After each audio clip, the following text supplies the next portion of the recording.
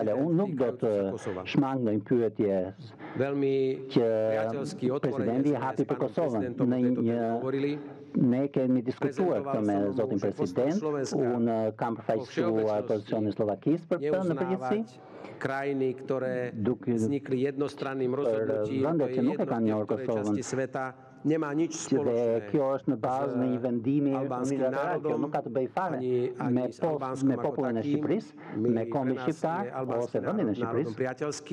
Për ne, kombi shqiptar është një komb pozícia diplomacie všeobecná nemá nič spoločné s nejakým negatívnym postojom. Kjo nuk ka të bëjë fare me qëndrimin ton negativ kundrejt kombit shqiptar. Kjo është kryesisht e bazuar në rregullat e diplomacisë tonë.